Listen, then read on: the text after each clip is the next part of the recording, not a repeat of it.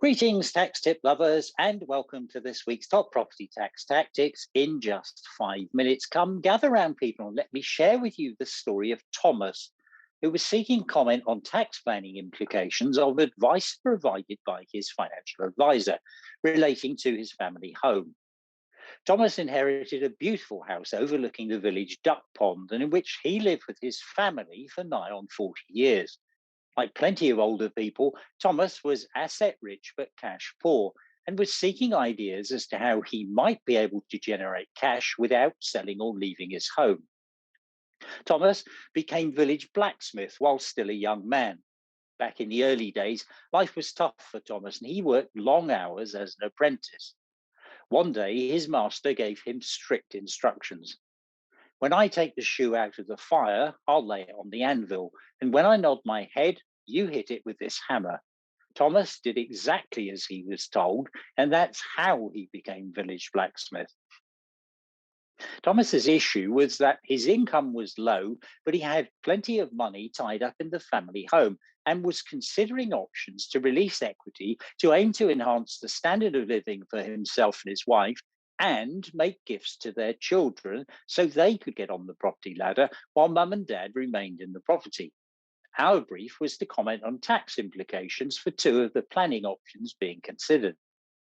The problem, of course, is that the asset is illiquid, and Thomas was faced with the decision of future proofing his home with costly adaptations or leaving his beautiful home, which he swore never to do. So he was considering releasing equity tied up in his property.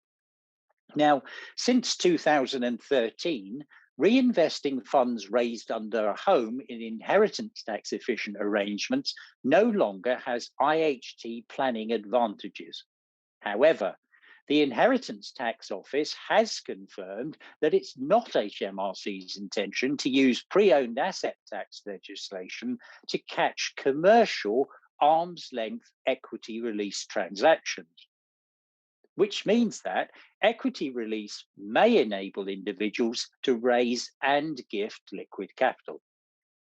Assuming they're successful potentially exempt transfers, where mum and dad survive 7 years from the date of the gift, or chargeable lifetime transfers, their kids could be much better off than if they'd received the property via a will and after the deduction of inheritance tax.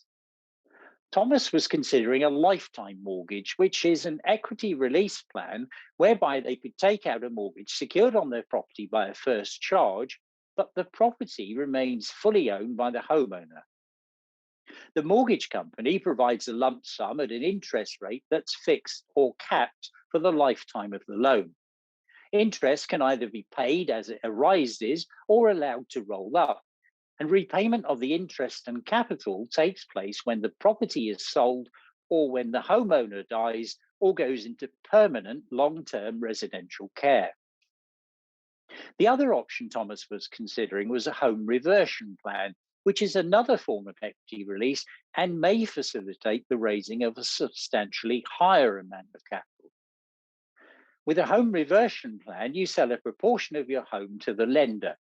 You'll always retain a proportion of the value of the property and you become a tenant with the right to live in the property for life or until you move into permanent long-term residential care.